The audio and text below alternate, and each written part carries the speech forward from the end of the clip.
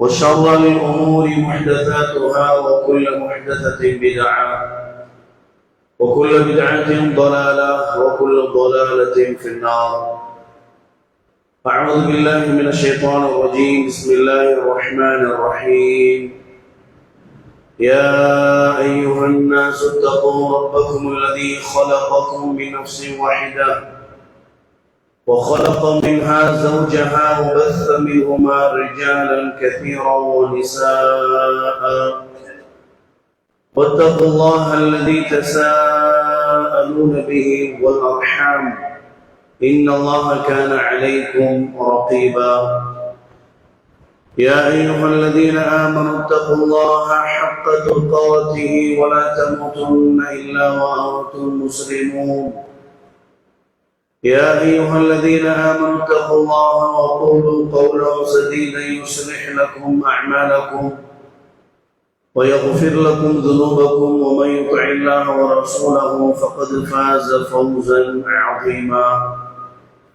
رب اشرح لي صدري ويسر لي أمري واحلل عقدة من لساني يفقهوا قولي.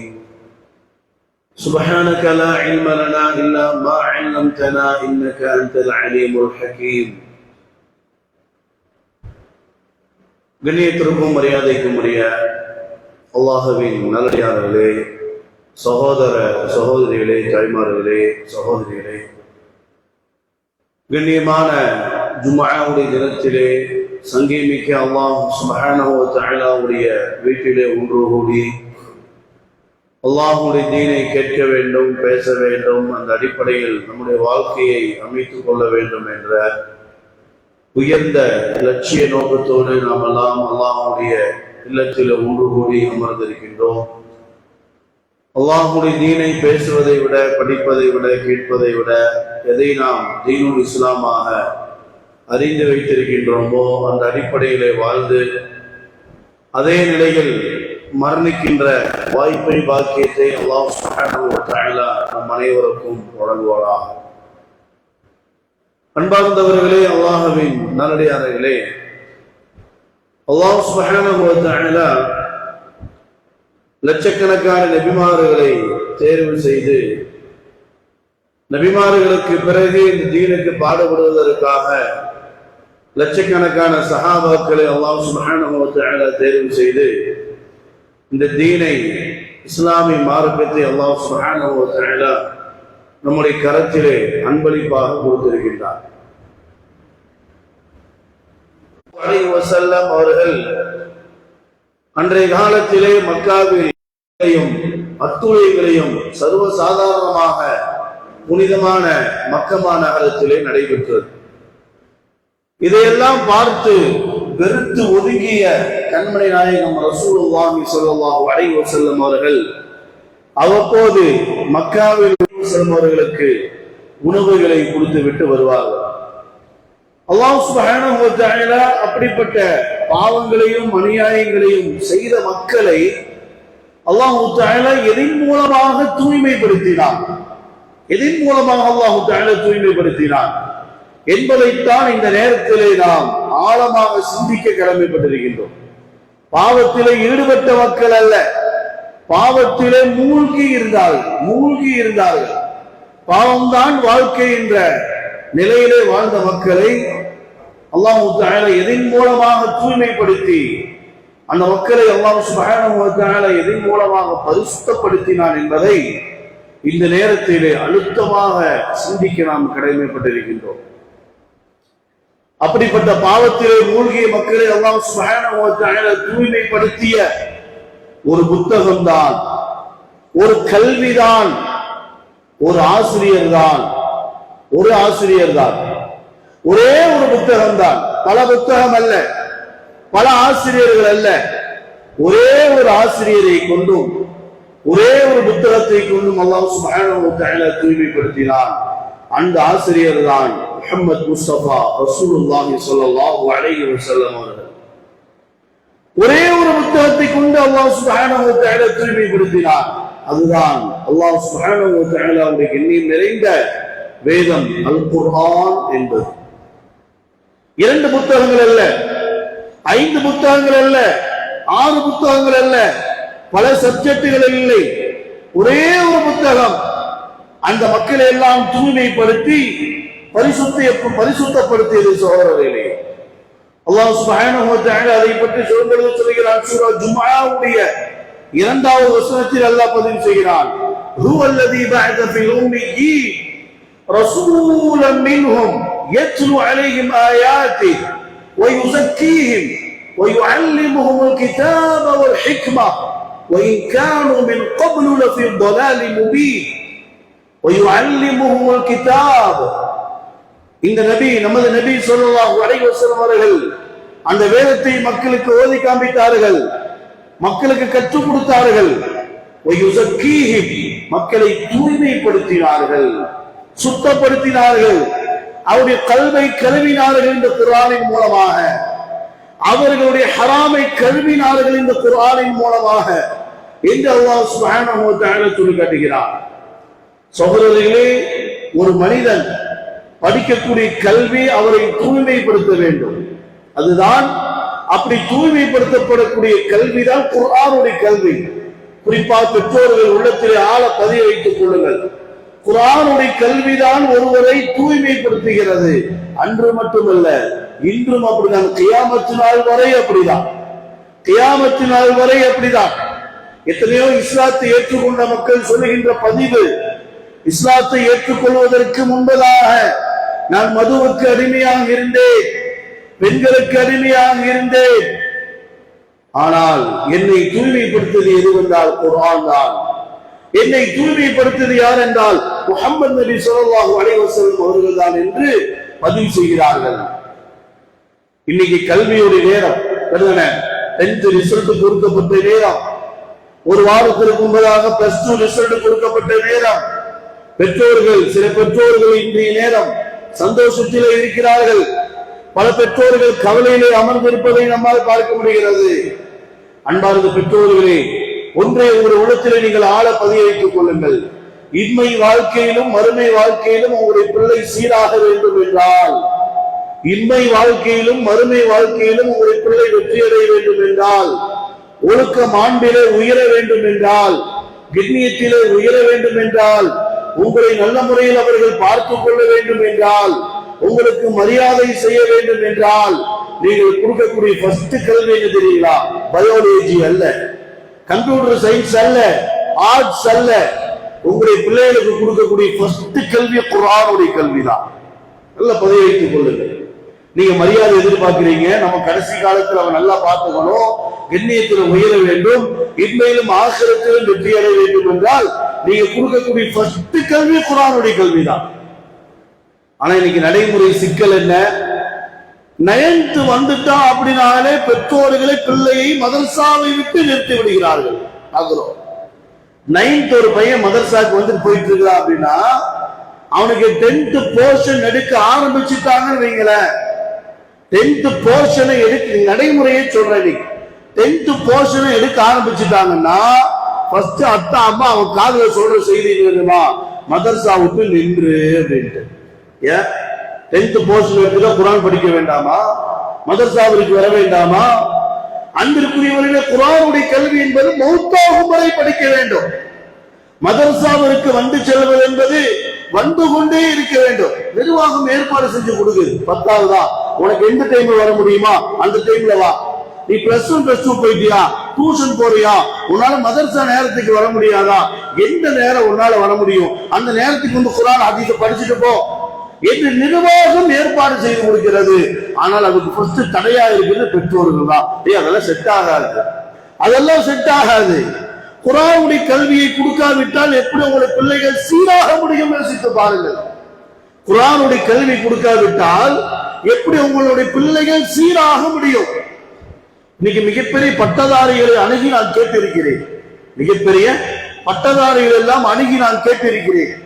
உலக கல்வியில நீங்க படிச்சு கொடுக்கக்கூடிய சயின்ஸ், பயாலஜி, பிசிக்ஸ், கெமிஸ்ட்ரி, இந்த கல்வியில எல்லாம் மது குடிக்கவே கூடாது, மதுவின் பக்கம் நெருங்கக்கூடாது, விபச்சாரத்தின் பக்கம் நெருங்கக்கூடாது, எந்த ஹராமையும் செய்யக்கூடாது என்று ஏதாவது ஒரு பாடத்துல ஒரு சப்ஜெக்ட், ஒரு லெசன் இருக்கா என்று கேட்டால் அந்த கல்வி அந்த பட்டதாரிகள் சொன்ன வார்த்தை என்ன தெரியுமா?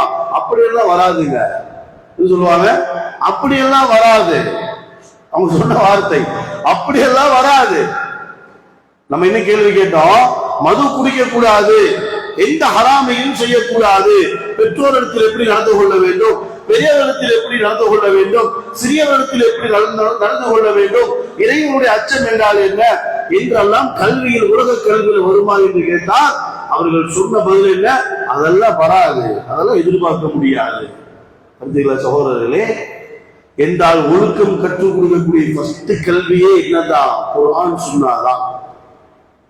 அன்பிற்குரியவர்களே, மேற்கத்திய நாட்டிலே வாழக்கூடிய கிறிஸ்தவ சகோதரிகள் தன்னுடைய பிள்ளைகளை அஜர்த்துமார்களுடைய கையிலே ஒப்படைக்கிறார்கள்.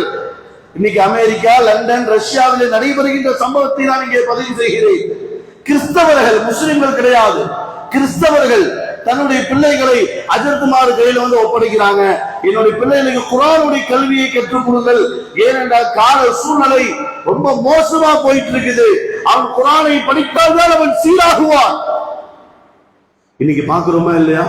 கேரளால நடந்துச்சா இல்லையா? பிள்ளைகளுக்குள்ள கல்யாணம் பண்ணிக்கிறான்.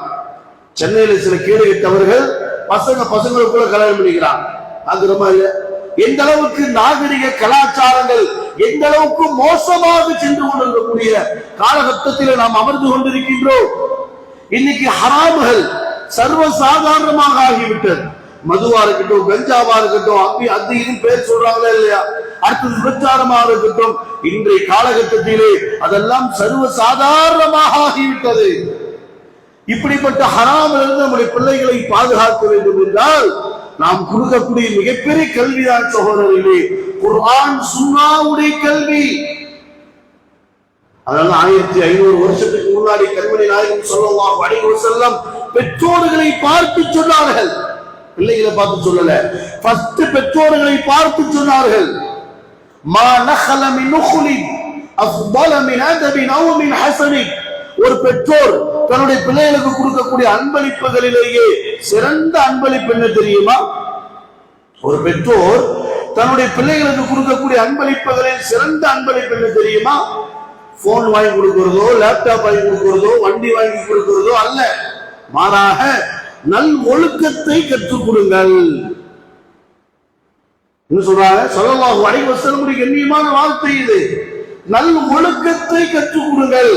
உட்கார வச்சு தீன சொல்லிக் கொடுங்க. தக்வா என்றால் என்னவென்று சொல்லிக் கொடுங்கள். ஈமான் என்றால் என்னவென்று சொல்லிக் கொடுங்கள். இஹ்லாஸ் என்றால் என்னவென்று சொல்லிக் கொடுங்கள் என்று ஸல்லல்லாஹு அலைஹி வஸல்லம் சொல்றாங்க. தன்னுடைய அருமை மகள் ஃபாத்திமா ரலியல்லாஹு அன்ஹா அவர்களை அழைக்கிறார்கள். தஆலி யா ஃபாத்திமா என்று அழைத்து ஸல்லல்லாஹு அலைஹி வஸல்லம் சில உபதேசங்களை செய்கிறார்கள். அல்ல ஃபர்ஸ்ட் உபதேசம் என்ன தெரியுமா சகோதரர்களே? யா ஃபாத்திமா பின்த் முஹம்மத், முஹம்மதின் மகள் ஃபாத்திமாவே, இத்தகில்லாஹ ஹைதுமா குந்தி, நீங்கள் எங்கே சென்றாலும் அல்லாஹ்வை பயந்து கொள்ளுங்கள். எங்கே சென்றாலும் அல்லாஹ்வை பயந்து கொள்ளுங்கள். லன் உக்னி அன்கி யௌமல் கியாமத்தி மின் அல்லாஹ் ஷைஆ. துனியால உங்களுக்கு ஏதாவது வேணும்னா என்கிட்ட கேளுங்க, முடிந்தால் நான் வாங்கி தந்து விடுகிறேன். ஆனால் என்னுடைய அத்தா நபிதான எனக்கு சுருகம் கிடைச்ச ஒரு சிந்தனையில மறுமைக்கு நீங்க வந்துடாதீங்க, மறுமையை வெற்றிக்காக உங்களை நீங்கள் தயார்படுத்திக் கொள்ளுங்கள் என்றார்கள். சொல்ல இந்த தக்குவா என்ற கல்வியை நீங்கள் கற்றுக் கொடுத்து விட்டீர்கள் என்றால் அவன் எந்த ஸ்கூல்ல போய் படித்தாலும் சரி, அவன் எந்த காலேஜில் போய் படித்தாலும் சரி, அவனுடைய சுய ஒழுக்கத்தை அவன் பாதுகாத்துக் கொள்வான். இன்னைக்கு காலேஜ் படிக்கக்கூடிய பசங்க சொல்ற வார்த்தை, தயவு செஞ்சு பயன்ல சொல்லுங்க, முஸ்லீம் பிள்ளைகளை கோ எஜுகேஷன்ல படிக்க வைக்க வேண்டாம்னு சொல்லுங்க. நம்ம ஏன் ஒரு 10 கேள்வி கேட்டா அவங்க சொல்றாங்க, அந்த பிள்ளைங்க காஃபிர்கள் கூட ரொம்ப ஃப்ரெண்ட் ஆயிடுறாங்க. நம்ம முஸ்லீம் பசங்க ஏமா காஃபிர் கூட சேராத உன் வேலையை பாரு போன்னு சொல்லிடுறாங்க. அந்த காஃபிர் பசங்க கூட சேர்ந்து விபச்சாரம், தண்ணி போன்ற எல்லா ஹராமையும் செய்து விடுகிறார்கள். காலேஜ் படிக்கக்கூடிய கோ எஜுகேஷன் படிக்கக்கூடிய அந்த மாணவர்கள் சொல்லுகின்ற பதிவு இது. முஸ்லீம் பிள்ளைகள் காஃபிர் பசங்க கூட தான் ஃப்ரெண்டா இருக்கிறான், நம்ம கூட அவங்க சேர்றது இல்லை. சேர்ந்து நம்ம ஹலால் ஹராம் பேசுவோம், அவன்கிட்ட பேசாத அவன் அப்படி இவன் அப்படின்னு சொல்றோம். என்ன காலேஜ்ல வந்தாலும் எங்களை சுதந்திரமா விட மாட்டீங்கன்னு சொல்லி எங்க கூட அவங்க பேசுறது பழகிறது இல்லை. அவங்க ஃப்ரெண்ட்ஷிப் எல்லாம் காஃபிர் பசங்க கூட தான் இருக்கு. அவன் இன்னைக்கு லீவ் போடுறோம், அங்க போலாம் இங்க போலான்னு சொல்லி பல இளங்கரைக்கு அழைத்து சென்று விடுகிறார்கள். எதுக்கு? எல்லா ஹராமையும் காட்டி கொடுப்பதற்காக. இன்னைக்கு நிலைமை அப்படிதான் இருக்கு. சமீபத்தில் கூட ஒரு பிள்ளையுடைய ஒரு விஷயம், காலேஜுக்கு போற அவங்க அம்மாவுக்கு டவுட் ஆகிட்டே இருக்குது. ஒரு கட்டத்துல அவங்க அத்தா நான் இறக்கி விடுறேன்னு சொல்லி இந்த பிள்ளை உள்ள போனதுக்கு அப்புறம் நேர கிளாஸ்க்குள்ள போனதுக்கு அப்புறம் கிளாஸ் மிஸ் அவர் சந்திச்சு பார்த்தா அந்த பிள்ளை காலேஜுக்கு 30 நாள்ல 15 நாள் தான் காலேஜுக்கே வந்திருக்கு. அந்த பிள்ளை 15 நாள் தான் காலேஜுக்கே வந்து கோ எஜுகேஷன்ல படிக்கக்கூடிய நிலவரத்தை நான் சொல்கிறேன். 15 நாள் தான். ஆனா எல்லா நாளும் அந்த பிள்ளை காலேஜுக்கு போறேன் போயிருக்கு. இந்த எக்ஸாம் எல்லாம் முடியறதுக்கு முன்னாடி அப்ப இறுதியிலே அது வேற மாதிரி பிரச்சனை ஆகி முடிந்தது. இந்த நிலைமை நமக்கு வேணுமா? யோசிச்சு பாருங்க. அதனாலதான் ஸல்லல்லாஹு அலைஹி வஸல்லம் பெற்றோர்களை பார்த்து சொன்னார்கள், ஈமான் தக்வாவை கற்றுக் கொடுங்கள் உங்களுடைய பிள்ளைகளுக்கு. உமர் ரலியல்லாஹு அன்ஹு தன்னுடைய ஆட்சி கிடைத்தவுடன் ஃபர்ஸ்ட் உபதேசம் யாருக்கு தெரியல செஞ்சாங்க? உமர் ரலியல்லாஹு அன்ஹு ஆட்சி கிடைச்சிருச்சு, வேண்டாம் சொல்றாங்க. அபூபக்கர் ரலியல்லாஹு அன்ஹு சொல்றாங்க, இல்ல அடுத்த ஆட்சியாளர் நீங்க தான், அந்த கலீஃபா நீங்க தான், மறுக்காதீங்கன்னு சொல்லி எல்லாத்தினாலும் நிர்பந்திக்கப்பட்டு உமர் ரலியல்லாஹு அன்ஹு அதை ஏற்றுக்கொண்டார்கள். ஏற்றுக்கொண்டுட்டு நேரா வீட்டுக்கு பசங்களை எல்லாம் வர சொல்லிட்டு உட்கார வச்சு உபதேசம் செஞ்சாங்க. மக்களே, அத்தா கையில் ஆட்சி வந்துருச்சுன்னு சொல்லி நீங்க நினைக்கிற மாதிரி எல்லாம் நடக்க கூடாது அப்படிங்கிறாங்க.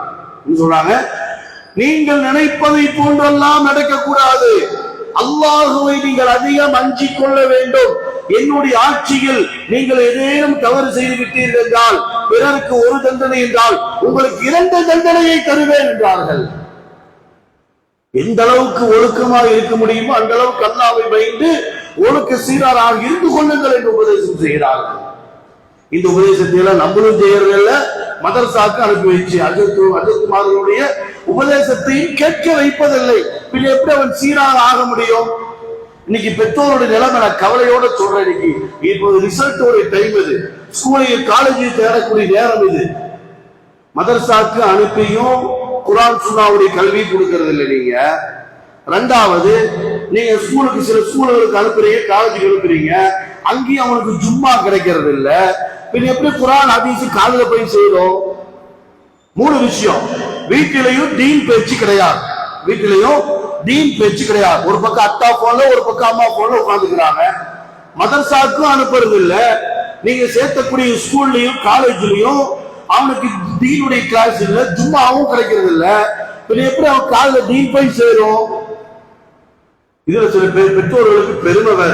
அவன் எந்த ஸ்கூல்ல படிக்கிறான் தெரியுமா? எவ்வளவு ஃபீஸ் கட்டி இருக்கிறது தெரியுமா? அவன் எந்த காலேஜ்ல போய் சேர்றான் தெரியுமா? நான் கேட்கிறேன், உங்க பிள்ளைக்கு ஜும்மா கிடைக்குதா? ஃபர்ஸ்ட் ஜும்மா கிடைக்குதா? ஸ்கூல்ல ஜும்மா கிடைக்குதா? காலேஜ்ல ஜும்மா கிடைக்குதா? ரசூலுல்லாஹ் என்ன சொன்னாங்க? 3 ஜும்மாவை விட்டு அவன் காஃபிர் அப்படின்ட்டாங்க. சொன்னாங்களா இல்லையா?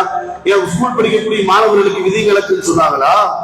காலேஜ் படிக்கக்கூடிய மாணவர்களுக்கு விதிவிலக்கு என்று சொன்னார்களா? ஜும்மா கூட கிடைக்காமல் அவன் என்ன முஸ்லிம்? தொழுகை விட்டாலே அவன் காஃபிர், அது வேற விஷயம். இதுல ஜும்மாவை விட்டுட்டாலும் அவன் நிலைமை என்ன? கல்வி போறீங்களே, ஒரு விஷயம். அந்த கல்வி எல்லாம் எழுதுனதும் உருவாக்குறது யாரு? ஒரு காஃபிர் தான். ஒரு யஹூதி நஸ்ரானி தான் என்ன செய்யறான்?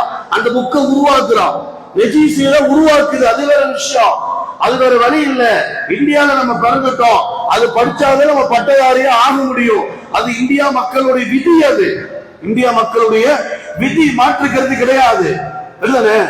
ஆனால் ஜும்மாவை விட்டு, பருவ தொழுகை விட்டு காபிற்குள்ள போய் அவனை உட்கார வைக்கிறீங்களே, அவன் எப்படி முஸ்லிமாக ஆக முடியும்? அன்பார்ந்தவர்களை யோசிச்சு பாருங்க. நபிமார்கள் தன்னுடைய பிள்ளைகளுக்கு செய்த உபதேசம் என்ன? நபிமார்கள் அதுக்காக நான் உங்க பிள்ளைகளை பட்டதாரியாக ஆக்காதீங்க, ஸ்கூல்ல படிக்க வைக்காதீங்கன்னு சொல்லல. நல்ல கல்வி கொடுங்க, அவன் பெரிய பட்டதாரியாக ஆகட்டும். நல்ல கல்வி கொடுங்க, அவன் ஸ்கூல்ல நல்ல ஃபர்ஸ்ட் வரட்டும், காலேஜ்ல ஃபர்ஸ்ட் வரட்டும். ஆனால் குர்ஆன் சுன்னாவை விட்டு நீங்க துனியா கல்வியை கொடுத்தால் அவனுக்கு எந்த பிரயோஜனமும் கிடைக்காது. கடைசியில் பெற்றோரோட நிலைமை என்ன தெரியுமா வரும்? அவன் நல்ல காலேஜ் படிச்சு பெரிய அமெரிக்கால வேலையில இருப்பான். இங்க அத்தா அம்மா மௌத்தா போயிருப்பாங்க. அவனுக்கு போன் பண்ணுவாங்க, அத்தா மௌத் ஆயிட்டாரு. அவன் சொல்லுவான், அக்கௌண்ட்ல பணம் போட்டுட்டு சும்மா போன் பண்ணி டிஸ்டர்ப் பண்ணாத அப்படின்னா. நடக்குது இதெல்லாம். கடைசியில் அம்மாவுக்கு கொஞ்ச நாளா மௌத் ஆயிடுவாங்க. பின்ன அவனுக்கு போனா மெசேஜே போகும், அவன் சொல்றா ஜிபே ஆன் பண்ணி காசு அனுப்பிச்சு விட்டாச்சு, சும்மா டிஸ்டர்ப் பண்ணாத, இங்க ஒரு மீட்டிங்ல இருக்கிற. இப்ப 2 பேரும் மவுத்தா போனதுக்கு அப்புறம் அடுத்த ஃபிளைட் பிடிச்சு அவன் வந்துடுவான். எது தெரியுமா? சொத்தை இங்க இருக்கிறவங்க பங்கு போட்டுருவாங்கன்னு சொல்லி அதை வித்து தின்றக்கா உடனே கிளம்பி இங்க வந்துடுறான். நடக்குதா இல்லையா? எல்லாம் இந்தியாவில் நடக்குது. அத்தாம உயிரோடு இருக்கும்போது வர்றதில்லை, உடம்பு சொல்லாம இருக்கும்போது அவன் வர்றதில்லை. வந்து பாருனால வேலைக்கு 2 பேர் வச்சிருக்கீங்கல்ல, அவங்க பாத்துக்குவாங்க. கடைசியில எல்லா வீட்டுல இருந்து காலி ஆகிட்டாங்க தெரிஞ்ச உடனே அடுத்த ஃபிளைட் பிடிச்ச உடனே இறங்கிடலாம். எதுக்கு? இங்க சொத்தை வந்து யாரும் எடுத்துருவாங்கன்னு சொல்லி அதை விட்டு தின்றக்கா வந்து போயிடலாம். தீனுடைய கல்வி கொடுக்காவிட்டால் இதுதான் நிலைமை. தீனுடைய கல்வி கொடுக்காவிட்டால் பெற்றோர்களுக்கு இதுதான் நிலைமை ஏற்படும். எத்தனையோ பிள்ளைகளை பார்க்கிறோம். அமெரிக்கால இருக்கிறாரு, லண்டன்ல இருக்கிறாரு, கை நிறைய சம்பளம், அத்தாவை கபருக்குள்ளே வச்சாச்சு, அதுவரை அவர் இறங்கவே மாட்டான். பாக்குறோமா இல்லையா? அடக்கமணியாச்சு கிட்டே போன் பண்ணிட்டே இருக்கிறீங்க, அவங்க பேச்சாதான். நம்ம 3-7 செய்ய மாட்டோம் இல்லைன்னு. அப்படி செய்யறதா இருந்தாலும் சில மக்கள் ஒரு சிந்தனை, அஜத்தை காசு கொடுக்குற அவரு நல்லா பார்த்துக்குவாரு, இடையில மிஸ் பண்ணிட்டு இருக்கிறீங்க. அன்பார்ந்தவர்களை பார்க்கிறோம். இதோ மார்க்கம் இருந்துச்சுன்னா, உள்ளத்துல பயம் இருந்துச்சுன்னா இன்னும் நிலைமை ஏற்படும். அத்தா உடம்பு சொல்லாம இருக்காங்களா, அம்மா உடம்பு சொல்லாம இருக்கிறாங்களா, எனக்கு இங்க பொருளாதாரம் சம்பாதிக்கிறது முக்கியம் இல்லை, அங்க ஃபிளைட் ஏற அவங்க இறங்கிடும் அத்தாமாவை பார்ப்பதற்காக. அதுதானே என் பெற்றோர்களுக்கு கடமை செய்வதை மீது பரவாக அல்லாஹ் ஆக்கியிருக்கிறான். என்ன ஈமானை சிந்தனை, இஸ்லாமிய சிந்தனை இருந்தது என்றால் இங்கே வந்து இறங்குவார்கள். அக்குறமா இல்லையா? ஸ்கூல் புத்தகத்தினால பெற்றோர்களை நீங்கள் நல்ல முறையில் பார்த்துக் கொள்ள வேண்டும், அவரிடத்தில் எப்படி பேச வேண்டும், படித்துக் கொள்ள வேண்டும் என்றால் இதெல்லாம் ஸ்கூல் கல்வியில இல்ல, குர்ஆன் கல்வியில் தான் இருக்கிறது. அல்லாஹ் சொல்கிறானா இல்லையா? وَقَضَى رَبُّكَ أَلَّا تَعْبُدُوا إِلَّا إِيَّاهُ وَبِالْوَالِدَيْنِ إِحْسَانًا. உங்களுடைய பெற்றோர்களிட்ட நல்ல முறையில் நடந்து கொள்ளுங்கள். இம்மா யபுலுகன்ன இந்தக கிபர் அஹதுஹுமா அவ் கிலாஹுமா, அவங்க ஒருவரோ இருவரோ வயது முதிர்ந்த நிலை அடைந்து விட்டாலும் சீனு கூட சொல்லாத, வலா தன்ஹருஹுமா, வெறுத்து விடாது, வகுல்லஹுமா கௌலன் கரீமா, கண்ணியமா உங்களுக்கு நடந்துக்க. இந்த ஆயத்து எங்க வருது? சைஸ்லயா வருது, குர்ஆனிலே வருகிறது. வக்ஃபிது லஹுமா ஜனாஹத்துல், அவங்களுடைய தோள் புஜங்களை தாழ்த்திக்கொள். இன்னைக்கு பள்ளியில் நடக்கக்கூடிய சம்பவம், சில பட்டதாரிகள் வருவாங்க, அத்தா மவுத்து அம்மா மவுத்து, அஜத்தை வந்து பாக்குறது என்னன்னா ஜனாசா தொழுகை எப்படி தொழு வைக்கிறது. அவர் எம்ஃபில் படிச்சிருப்பாரு, பிஹெச்டி படிச்சிருப்பாரு, அத்தாக்கு ஜனாசா தொழுகை வைக்க தெரியாது. அம்மாக்கு நடந்த சம்பவத்தை நான் சொல்கிறேன் சகோதரர்களே, அம்மா அவருக்கு ஜனாசா தொழுகை வைக்க தெரியாது. அப்ப அஜத்து சொல்லி கொடுப்பாரு, ஃபர்ஸ்ட் ஃபாத்தியா, 2வது ஸலவாத், 3வது அல்லாஹ் மக்ஃபிர் லஹு, அல்லாஹ் மக்ஃபிர் ஹய்யினா, அல்லாஹ் மினா ஃபுலான் இப்னு ஃபுலான். உடனே அவர் பட்டதாரி சொல்றாரு, அஜத் நிறுத்துங்க, இன்னும் அடிக்கிட்டே போறீங்க, எனக்கு தெரியாது, இதெல்லாம் தெரியாது. அந்த பட்டதாரி சொல்லக்கூடிய வார்த்தை தெரியுமா? நீங்களே ஜனாசா தொழு வச்சிருங்க, நம்மளால இதெல்லாம் முடியாது. எத்தனையோ புத்தகத்தை படித்தவர், பட்டம் வாங்கியவர், கிரீடம் வாங்கியவர், பெற்றோருக்கு ஜனாசா தொழ வைக்க தெரியாமல் பின்னாடி போய் நிற்கக்கூடிய சூழ்நிலை பார்க்கிறது. எத்தனையோ பட்டதாரிகள், அதே நல்ல பட்டதாரிகளும் இருக்கத்தான் செய்கிறார்கள், தீனை படித்தவர்களும். யோசிச்சு பாருங்க பெற்றோர்களே. அதுக்காக சொல்லலாம் வழிவசனம் சொன்னாங்க, பெற்றோர்களே பிள்ளைகளுக்கு தீனை கற்றுக் கொடுங்கள். இப்ராஹிம் அலைஹிஸ்ஸலாம், யாக்கூப் அலைஹிஸ்ஸலாம் தன்னுடைய பிள்ளைகளுக்கு உபதேசம் செய்தார்கள். யா பனி, யா பனி, அன்பார்ந்த மக்களே, இன்னல்லாஹ் அஸ்தஃபா லக்குமுத்தீன், மார்க்கத்தை பற்றி பிடித்துக் கொள்ளுங்கள். யார் செஞ்ச உபதேசம்? இப்ராஹிம் அலைஹிஸ்ஸலாம் தானே. ஹஜ்ஜுக்கு பல மக்கள் செல்ல ஆரம்பித்து விட்டார்கள், ஹஜ்ஜுக்கு செல்ல ஆரம்பித்து விட்டார்கள். ஃபர்ஸ்ட் விமானம் போயிடுச்சு. சகோதரர்களே, இப்ராஹிம் அலைஹிஸ்ஸலாம், யாக்கூப் அலைஹிஸ்ஸலாம் தன்னுடைய பிள்ளைகளுக்கு உபதேசம் செய்தார்கள். யா பனி இன்னல்லாஹ் அஸ்தஃபா லக்குமுத்தீன், அன்பார்ந்த மக்களே, மார்க்கத்தை பற்றி பிடித்துக் கொள்ளுங்கள், குர்ஆன் சுன்னாவை பற்றி பிடித்துக் கொள்ளுங்கள், விட்டு விடாதீர்கள், வாழ்க்கையை நடைமுறைப்படுத்துங்க. வலா தமூதுன்ன இல்லா வ அன்தும் முஸ்லிமூன், முஸ்லிமாகவே தவிர மௌத்தாகி விடாதீர்கள். சொல்லி ஒரு விஷயத்தை சொல்றேன், உங்க பிள்ளைகளை நீங்க பட்டதாரியா ஆக்குங்க, நல்ல கல்வி கொடுங்க. அந்த கல்வி மறுமைக்கு எந்த பிரயோஜனமும் கிடையாது. அவர் துனியால பெரிய பங்களா கட்டுவாரு, பெரிய கார் வாங்கி ஓடுவாரு, நல்ல வசதி வாய்ப்புல இருப்பாரு, ஆனா மறுமைக்கு எந்த யூஸும் இல்லை. உங்க பிள்ளை பிஹெச்டியே படிக்கட்டுமே, டாக்டர் எம்பிபிஎஸ் படிக்கட்டுமே, மறுமைக்கு அதனால எந்த யூஸும் கிடையாது. அதுக்காக படிக்க வைக்க வேண்டிய கட்டாயமா படிக்க வைங்க, கட்டாயமா படிக்க வைங்க இன்ஷா அல்லாஹ். ஆனா இதனால மறுமைக்கு எந்த யூஸும் இல்லை. அதே குர்ஆனுடைய கல்வி நீங்க கொடுத்துட்டீங்கன்னு வச்சுக்கங்களேன், சேர்த்து நீங்க குர்ஆன் அவர் ஒரு ஹாஃபில் ஆக்கிட்டீங்க, இல்ல குர்ஆன் அவர் பார்த்து ஓதாரு, தீனை நடைமுறைப்படுத்துறாரு வைங்களேன், நாளை மறுமையில போய் நிற்கும் போது அந்த குர்ஆன் வரும் அவர்கிட்ட. அல்லாஹ் போய் நிற்கும் பொழுது அந்த குர்ஆன் வருது, பயாலஜி வராது.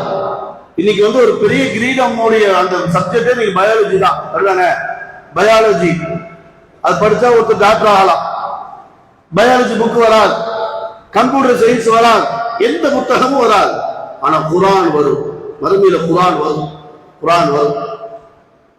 குர்ஆன் அல்லாஹ்விடத்திலே பேசுகிறது. யாருக்கு பேசுது? இந்த அடியாருக்காக பரிந்துரை செய்கிறது. இன்னைக்கு ரெக்கமெண்டேஷன் அப்படிதானே, இந்த ஸ்கூல்ல சேர்த்து இவரை பிடிக்கலாமா, அந்த ஸ்கூல்ல சேர்த்து அவரை பிடிக்கலாமா, ரெக்கமெண்டேஷன் தேடி அலையணும். காலேஜுக்கு போன எந்த ஆட்சியாளரை அணுகுவது, கட்சிக்காரங்களை போய் பார்க்கலாமா. இன்னைக்கு நிறைய கட்சிக்காரங்க யூஸ் ஆகுவாங்க, அப்படிதானே, நிறைய போய் பார்த்து எப்படியா இந்த ஸ்கூல்ல வெளியே ஜமாத்தார் இவரை பார்த்து அவரை பார்த்து, இந்த ஜமாத்தார் அவரை பார்த்து இவரை பார்த்து இந்த ஸ்கூல் எப்படியா செய்திடலாமே என்று ரெக்கமெண்டேஷனுக்காக அலையக்கூடிய நாள் இன்றைய நாள். அதே இன்னைக்குதான் மறுமையும் வருது, அப்படிதானே சகோதரர்களே. குர்ஆனை ஓதியவர் நாளை மறுமையில் அந்த குர்ஆன் சொல்லும் அல்லாஹ்வே يأتي القرآن يوم القيامة شفيعا لأصحابه شفاعة لرجل حتى غفر له. குர்ஆன் அல்லாஹ் அடியாருக்காக அல்லாஹ்விடத்திலே பேசுகிறது. அல்லாஹ்வே, இந்த அடியார் துன்யாவிலே வாழும் பொழுது என்னை எடுத்து ஓதிக்கொண்டிருந்தார், என்னை படித்தார், நடைமுறைப்படுத்தினார், என்னுடைய செய்தியை பல மக்களுக்கு எடுத்து உரைத்தார். ஆகவே இவருடைய பாவத்தை மன்னித்து இவருக்கு நீ சொர்க்கத்தை வழங்குவாயாக. குர்ஆன் எந்த புத்தகமே வராது, எந்த புத்தகம் வராது, எந்த கிரீடமும் வராது, எந்த அன்பளிப்புகளும் வராது. குர்ஆன் வருகிறது, குர்ஆன் வருகிறது. இவருக்கு நீ சொர்க்கத்தை வழங்குவாயாக, இவருடைய பாவத்தை நீ மன்னிப்பாயாக. இந்த குர்ஆனுடைய கல்வி நாம் கற்றுக் கொடுக்க வேண்டாமா? அதே உங்களுடைய பிள்ளைகளை நீங்கள் ஹாஃபிலா உருவாக்கி விட்டீர்கள் என்றால் ஒரு 10 வருஷத்துக்கு முன்னாடி 15 வருஷத்துக்கு முன்னாடி ஏன் சொல்லணும்னா, நாங்க ஓதக்கூடிய காலத்திலேயே மதரசாக்கு போய் சேர்ந்துட்டோம் அப்படின்னா உலக கல்வியில படிக்க முடியாது. கம்ப்யூட்டர் கிளாஸ் நடத்துவாங்க, இல்லாட்டி இங்கிலீஷ் ஸ்போக்கன் கிளாஸ் நடத்துவாங்க, அதோடு முடிஞ்சு போச்சு, அவ்வளவுதான். ஆனா இன்னைக்கு அப்படி கிடையாது. மதரசால போய் நீங்க சேர்ந்தீங்கன்னா அசர் வர உங்களுக்கு குர்ஆன் கல்வி நடக்கும். அசருக்கு அப்புறம் அவங்க ஸ்கூல் கல்வி சொல்லி தர்றாங்க. நீங்க 10th எழுதலாம், +2 எழுதலாம், என்ன டிகிரி வேணாலும் படிக்கலாம், எம்ஃபில் படிக்கலாம். எத்தனை ஆளுங்கள் இன்னைக்கு PhD வரை படிச்சாங்க, ஹாஃபிலா இருப்பாங்க, ஆலிமா இருப்பாங்க. அதே நேரம் அவரே எம்ஃபிலா இருப்பாரு, அதே அவரே PhD-யா இருப்பாரு. அவர் பிகாம் பட்டம் வாங்கி இருப்பாரு, MA வாங்கி இருப்பாரு, BA வாங்கி இருப்பாரு, பிகாம் வாங்கி இருப்பாரு. யாரு? ஒரு ஆலிமே, ஒரு ஹாஃபிலே. இன்னைக்கு எல்லா மதரசால இந்த ஷெட்யூலை கொண்டு வந்துட்டாங்க. எந்த அளவுக்கு வந்துருச்சுன்னா, ஃபர்ஸ்ட் எல்லாம் எப்ப வேணாலும் ஆலிம் கோர்ஸ்ல போய் சேரலாம். நீங்க 6th படிச்சிருந்தாலும் சரி, 7th படிச்சிருந்தாலும் சரி, எழுதவே படிக்க தெரியாட்டி கூட சரி, நீங்க அஜத்தாக ஆகலாம். ஆனா நீங்க மதரசால என்ன சிஸ்டம் கொண்டு வந்துட்டாங்க, நீ 10th படிச்சதாப்பா நீ ஆலிம்குள்ளேயே வர முடியும் சொல்லிட்டாங்க. நீ 10th படிச்சுட்டு வா, அப்பதான் என்ன செய்ய முடியும், ஒன்னு ஆலிமுக்கே சேர்க்க முடியும். ஹிஃப்து மதரசாக்கு நீ வர்றியா, 6th படிச்சிருக்கிறியா, 5th படிச்சிருக்கிறியா, 4th படிச்சிருக்கிறியா, அதுல நீ 6th கண்டினியூ பண்ணு, 8th கண்டினியூ பண்ணு சொல்லி மதரசாலே துன்யாவுடைய கல்வி கொடுத்துறாங்க. இங்க அன்சார்ல இருக்கக்கூடிய எத்தனையோ நிர்வாகிகள், எத்தனையோ மக்கள் இங்கே ஹாஃபிலா ஆயிருக்கிறார்கள், ஹாஃபிலா ஆயிருக்கிறார்கள். அவங்க ஸ்கூல் கல்வியை படிச்சுட்டு தான் இருக்கிறாங்க. இந்த மாதிரி கொடுத்தால்தான் சகோதரர்களே வருங்காலத்தினுடைய சூழ்நிலைகள், நம்முடைய பிள்ளைகள் இரையற்றமான காரியத்திலிருந்தும் ஈமானை கொண்டும் அவர்கள் பாதுகாப்பு பெறுவார்கள். டாக்டர் ஜாக்கிர் நாயக் எந்த அளவுக்கு அல்லாஹ் தஆலா உயர்த்தி விட்டான். எதனால? அவர் MBBS படிச்சனாலயா? நல்ல ஊசி போடுறாரு, நல்ல மாத்திரை மருந்து எழுதி கொடுக்குறாரு சொல்லி அவர் உலக அளவு ஃபேமஸா இருக்கிறாரு? இல்லையே. எப்படி அவர் ஃபேமஸ் ஆனாரு? தீனுடைய கல்வியை, தீனுக்கு பிரச்சாரம் செய்ய ஆரம்பித்தார், தீனுக்காக வேலை செய்ய ஆரம்பித்தார். அல்லாஹ் என்றால் யார் என்று மக்களுக்கு சொன்னார், முஹம்மது நபி என்றால் யார் என்று சொன்னார்கள், குர்ஆனுடைய கல்வி என்றால் என்னவென்று மக்களுக்கு அறிமுகப்படுத்தினார்கள். அல்லாஹ் அவரை உயர்த்தி விட்டார். நல்லா தெரிஞ்சுக்கோங்க. எத்தனையோ பட்டதாரிகள் வேலை இல்லாம இருக்கிறாங்க. அதே எத்தனையோ படிக்காதவர்கள் இன்னைக்கு செல்வந்தர்களாக இருப்பதை நம்மால் பார்க்க முடியாது. நீங்க எத்தனையோ பெற்றோர்கள் கவலைப்படுறாங்க. 10th 250 மார்க் தான் எடுத்திருக்கிறான், +2 300 மார்க் தான் எடுத்திருக்கிறான், அவன் படித்த ஸ்கூல்லயே அவனை சேர்த்த மாட்டேங்கிறாங்க, எந்த ஸ்கூல்லையும் சேர்த்த மாட்டேங்கிறாங்க. பெற்றோர்கள் கவலைப்படாதீர்கள். உணவளிப்பது என்பது அல்லாஹ்வுடைய கையில் தான் இருக்கிறது. அல்லாஹ்வின் மீது தவக்குல் வையுங்கள். எத்தனையோ செல்வந்தர்கள் எழுத படிக்க தெரியாது, பெரிய செல்வந்தரா இருப்பாங்க, கூட கணக்கு பிள்ளை வச்சிருப்பாங்க.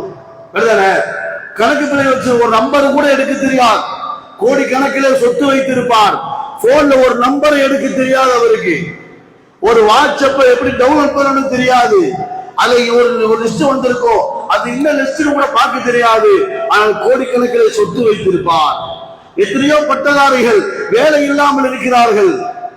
ரிஸ்க் என்பது அல்லாஹ்வின் கையில் தான் இருக்கிறது. அதுக்காக ஒரு பிள்ளைகள் 250 மார்க் எடுத்துட்டா வாழ்த்துக்கள் என்பதற்காக அல்ல, அவனை மென்மேலும் நீங்கள் படிக்க வைக்க வேண்டும். இருந்தாலும் நீங்கள் சில பெற்றோர்கள் கவலைப்படுகிறார்கள், அழுகிறார்கள், பிள்ளைகளுடைய ஃபியூச்சர் நினைச்சு அழுகிறாங்க. ஃபியூச்சர் என்பது அல்லாஹ்வுடைய கையில் தான் இருக்கிறது. வாழ்க்கை என்பது அல்லாஹ்வுடைய கையில் தான் இருக்கிறதே தவிர நம்ம கையில என்ன இருக்குது? நம்ம கையில ஒண்ணுமே கிடையாது, நம்ம கையில ஒண்ணுமே கிடையாது. அல்லாஹ் சொல்கிறான், இன்னல்லாஹ ஹுவ ரஸாக் துல் குவத்தில் மதீன். அல்லாஹ் சொல்கிறான், உணவளிப்பது நாம் தான். வல்லாஹு கைருர் ராஸிகீன், உணவளிப்பதிலே நாம் தான் சிறந்தவராக இருக்கின்றோம். அன்பார்ந்தவர்களே, உங்களுடைய பிள்ளைகளுக்கு நீங்க குர்ஆனுடைய கல்வி கட்டாயமாக கொடுங்கள், உலக கல்வியும் கொடுங்கள். இதன் மூலமாக மட்டும்தான் அவர்கள் இன்மையிலும் ஆகிரத்திலும் வெற்றி அடைய முடியும் என்பதை உள்ளத்திலே ஆழ பதிய வைத்துக் கொள்ளுங்கள். அடுத்து எந்த ஸ்கூல்ல சேர்த்தலாம் நீங்க ஃபர்ஸ்ட் பாக்குறதுக்கு முன்னாடி அந்த ஸ்கூல்ல சேர்த்தனா என் மகனுக்கு சும்மா கிடைக்குமான்னு பாருங்க, அங்க குர்ஆன் கல்வி கிடைக்குமான்னு பாருங்க. எங்க ஜும்ஆவும் தொழுகையும் குர்ஆனுடைய கல்வி கிடைக்குமோ அங்க எப்படியாவது போய் சீட்டு வாங்கி அவனை நீங்க உட்கார வச்சுட்டீங்க அப்படின்னா மற்றதெல்லாம் அந்த ஸ்கூல் நிர்வாகம் ஆசிரியர்களும் அந்த பிள்ளைகளுக்கு தீனுடைய கல்வியை கொடுத்து உயர்த்துவதற்கு போதுமானவர்களாக இருக்கிறார்கள். அன்பார்ந்த அல்லாஹ்வின் அடியார்களே, அல்லாஹ் சுப்ஹானஹு வ தஆலா நம்மையும் நமது சமுதாய மக்கள் அனைவரையும் ஹராமிலிருந்து பாதுகாத்து நாளை மறுமையிலே வெற்றி பெறுகின்ற கூட்டத்தில் அல்லாஹ் சுப்ஹானஹு வ தஆலா அவருடன் நம்மையும் சேர்ப்பானாக. அகூலு கௌலி ஹாதா வ அஸ்தக்ஃபிருல்லாஹல் அஸீம் லீ வ லக்கும் وأستغفر عني وعنكم ولجميع المسلمين فاستغفروه إنه كان غفارا.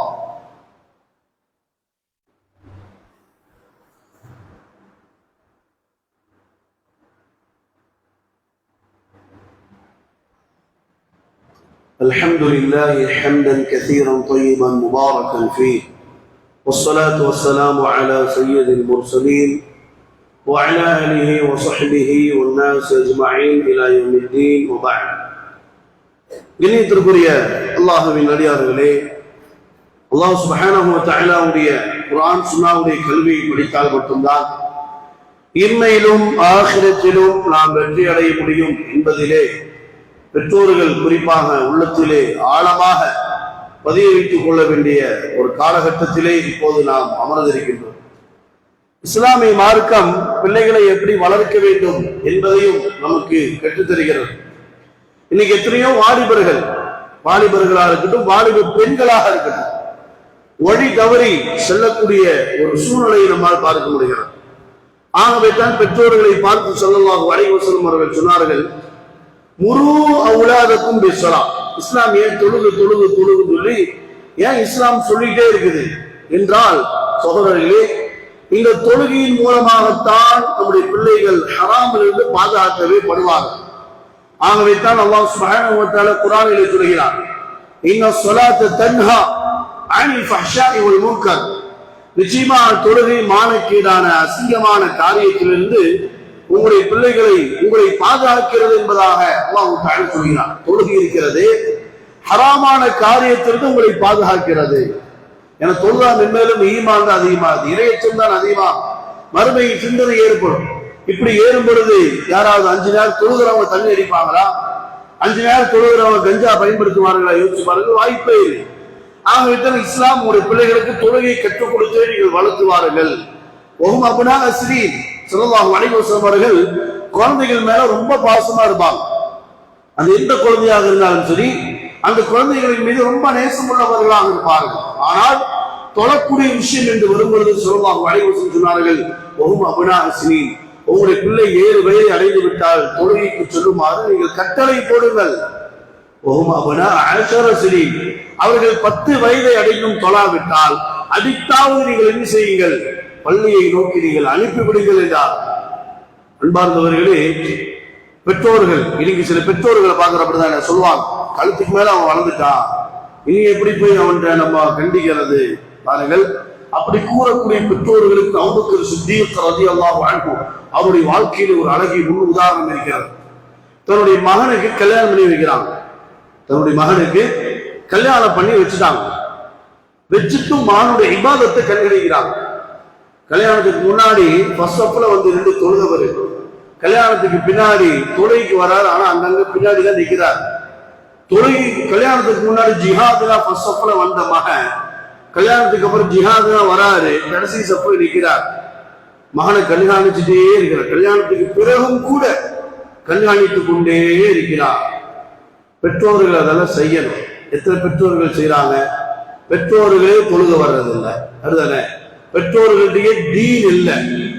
எத்தனை ஜுமாலையும் எத்தனை குர்ஆன் கிளாஸ்ல சொன்னாலும் பல பிள்ளைகள் தலையை யூத மாதிரிதான் வச்சிருக்கிறான்.